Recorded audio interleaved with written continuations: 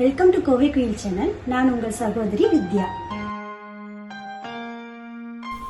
இன்னைக்கு ரொம்ப super க்ரீமியான home style பன்னீர் butter masala தான் பண்ண போகிறோம். நம்ம ஹோட்டலுக்கு போனாவே பெரியவங்கலேருந்து சின்னவங்க வரைக்கும் எல்லாரும் ஃபேவரட்டாக ஆர்டர் பண்ண ஒரு டிஷ்னால் அது பன்னீர் பட்டர் மசாலாவாக தான் இருக்கும்.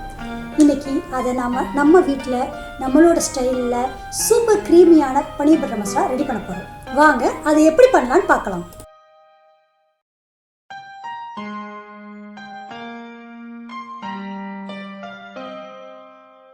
அடுப்பில் கடாய் வச்சு எண்ணெய் ஊற்றிருக்கேன். தாளிக்கிற அளவு மட்டும்தான் எண்ணெய் ஊற்றிருக்கேன்.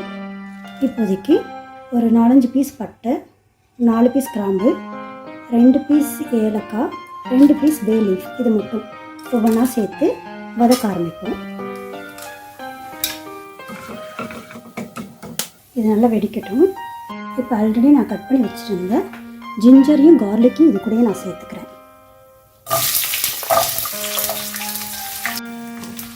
இந்த பன்னீர் butter masala home style.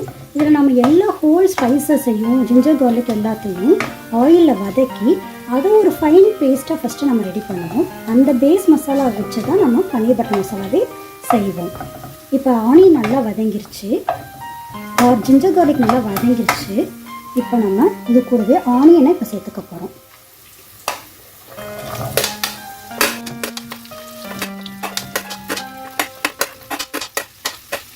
Onion கொஞ்சம் வதங்குற வரைக்கும் நம்ம லிட்டை க்ளோஸ் பண்ணி நல்லா அது கண்ணாடி பதம் வர்ற வரைக்கும் நல்லா அதை வேக வைக்கணும். ஆனியன் நல்லா வதங்கிடுச்சு. இது கூடவே நான் ஒரு 3 தக்காளியை சின்ன சின்ன பீஸாக கட் பண்ணி வச்சுருக்கேன். அதையும் இது கூட சேர்த்து நல்லா வதக்குவோம். தக்காளி நல்லா வதங்குறதுக்காக ஒரு 1/2 டீஸ்பூனுக்கு கல்லுப்பு சேர்த்துக்கிறேன் நான். இப்போ இது கூடவே கொஞ்சம் நான் கேஷ்யூ நட் சேர்த்துக்கிறேன். இப்போ இந்த தக்காளி ஜூஸ் கூடவே அதுவும் சேர்ந்து நல்லா வேக ஆரம்பிச்சிடும். இதை க்ளோஸ் பண்ணி ஒரு 5 to 10 மினிட்ஸாவது நல்லா வேக வைக்கணும். அப்போ இந்த தக்காளி நல்லா மேஷ் ஆயிரும், ஆனியனும் நல்லா வெந்துடும்.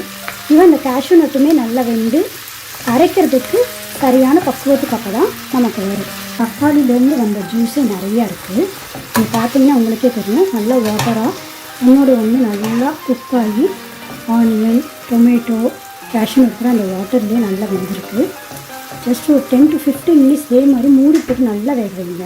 இப்போ பார்த்தீங்கன்னா நல்லா பொட்டேட்டோ, ஆனியன் எல்லாமே நல்லா மேஷ் ஆகிடுச்சு. இந்த ஸ்டேஜில் நாம் ஆஃப் பண்ணி ஒரு 1/2 hour ஃபேன் காற்றுலேயே ஆற வச்சு ஃபைன் பேஸ்ட்டாக மிக்சியில் அரைச்சிக்குவோம்.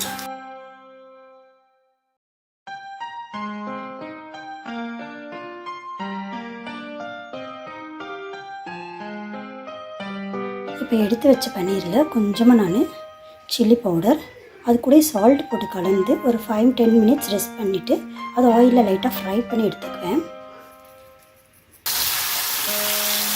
ஜஸ்ட் ஒரு 2 மினிட்ஸ் ஃப்ரை பண்ணால் போதும். கொஞ்சமாக ஃப்ரை பண்ணி அதை கலர் லைட்டாக சேஞ்ச் ஆனோடனே நம்ம இதை மாற்றிடணும். நிறைய பன்னீர் இருந்தால் கொஞ்சம் கொஞ்சமாக 2 பேட்சாக கூட நீங்கள் ஃப்ரை பண்ணி எடுத்துக்கலாம். இப்போ எண்ணெய் நல்லா காஞ்சிட்ருக்கு. இதே கடாயில் பன்னீர் வறுத்த அதே கடாயிலேயே ஆனியன் அண்ட் கேப்சிகம் இது ரெண்டையுமே ஒன்றா ஒரு 5 to 10 மினிட்ஸ்க்கு வறுத்து எடுத்துடலாம். இது கூடயே கொஞ்சம் சால்ட்டு, இதுக்கு தேவையான அளவு சால்ட்டு, கொஞ்சமாக சில்லி பவுடர், இதுக்கு எவ்வளோ வேணும் அவ்வளோ சேர்த்தா போதும். உங்களுக்கு வேணால் இதை நீங்கள் பட்டரில் கூட ஃப்ரை பண்ணிக்கலாம். இப்போ சேம் அதே ஆனியன் வறுத்த கடாயிலேயே மிச்சம் இருக்க எண்ணெயிலேயே தான் நம்ம இப்போ செய்ய போகிறோம். இது கூடயே கொஞ்சம் பட்டர் சேர்த்துக்கலாம். இப்போ இந்த எண்ணெயில் நாம் எடுத்து வச்ச ஒவ்வொரு மசாலா தூளாக சேர்க்க போகிறோம். First 2 teaspoon chilli powder, coriander powder 2 teaspoon, சீரகத்தூள் கொஞ்சம் 1 டீஸ்பூன் எடுத்துக்கோங்க, கரம் மசாலா பொடி 1 டீஸ்பூன். இதை சிம்மில் வச்சு லைட்டாக அப்படியே ரோஸ்ட் பண்ணணும். இது ஒரு பச்சை ஸ்மெல் போனோடனே கொஞ்சமாக வதக்கிக்கோங்க, கருது விடக்கூடாது.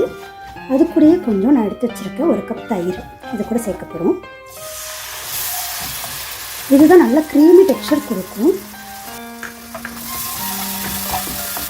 இதை நல்லா வதக்குனதுக்கப்புறம் நம்ம அரைச்சி வச்ச ஃபைன் பேஸ்ட்டாக இருக்கக்கூடிய மசாலாவை இது கூடயே சேர்த்து மிக்ஸ் பண்ணிக்கணும். நல்லா மசாலா கருகாமல் பார்த்துக்கணும். இப்போ நம்ம அரைச்சி வச்ச ஃபைன் பேஸ்ட்டாக இருக்கக்கூடிய மசாலாவை இது கூட சேர்த்து நல்லா மிக்ஸ் பண்ணிக்கணும். இப்போ இந்த மசாலா கூடயே கொஞ்சம் தேவையான அளவு தண்ணியும் சேர்த்து மிக்ஸ் பண்ணிக்கோங்க. அதிகம் சேர்க்க வேண்டாம், தேவையான அளவு சேர்த்தா போதும். உங்களுக்கு கெட்டியாக வேணுன்னா கெட்டியாகவே வச்சுக்கோங்க. இந்த ஸ்டேஜில் உங்கள் தேவைக்கு ஏற்ப இன்னும் கொஞ்சம் உப்பு சேர்த்துக்கலாம். ஆல்ரெடி வதக்கும்போது சேர்த்துருக்கோம், அதெல்லாம் பார்த்து அளவாக சேர்த்துக்கோங்க. இந்த ஸ்பைசஸ் அண்ட் தென் மசாலா, இந்த காரம் இது எல்லாத்தையும் பேலன்ஸ் பண்ணுறதுக்காக உங்களுக்கு எவ்வளோ வேணுமோ அந்த அளவுக்கு கொஞ்சம் சுகரையும் சேர்த்துக்கோங்க. நல்லா டேஸ்ட்டாக இருக்கும். அப்போ தான் இப்போ நம்ம எல்லா மசாலா பொடி, உப்பு, தேவையான அளவு சர்க்கரை எல்லாமே சேர்த்துருக்கோம். இப்போ இது ஒரு 5 to 10 minutes நல்லா கொதிக்க விடணும். இது ஒரு பச்சை வடையெல்லாம் அடங்கி இது நல்லா திக்கு கிரேவியாக வர வரைக்கும் நம்ம கொஞ்சம் டைம் கொடுத்து க்ளோஸ் பண்ணி வச்சுக்கணும் லேட்டர். இப்போ பன்னீர் மசாலா நல்லா ஆயில் பிரிஞ்சு வந்திருக்கு லேயராக. இப்போ இந்த ஸ்டேஜில் கெட்டியாகவும் ஆயிடுச்சு மசாலா. இந்த ஸ்டேஜில் நம்ம ஏற்கனவே வறுத்து வச்ச பன்னீரை இதில் சேர்த்துக்கலாம்.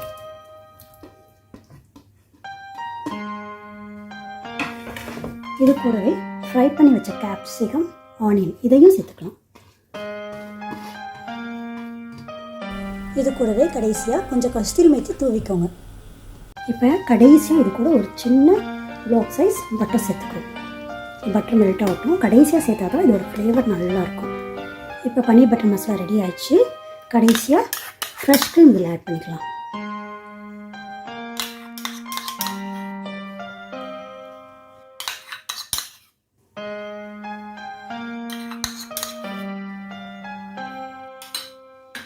ஃபைனலாக ஹோம்மேட் பன்னீர் பட்டர் மசாலா ரெடி ஆயிடுச்சு. இது ரொம்ப டேஸ்ட்டாக இருக்கும். நம்ம வீட்லேயே சமைச்சனால தேவையான அளவு நம்ம பட்டர் சேர்த்துக்கலாம்.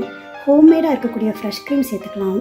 குழந்தைங்களுக்கு பிடிச்ச மாதிரி ரொம்ப டேஸ்ட்டாக இது பட்டர், நான், சப்பாத்தி, பூரி எல்லாத்துக்குமே இது ரொம்ப டேஸ்ட்டாக இருக்கும். ட்ரை பண்ணி பாருங்கள்.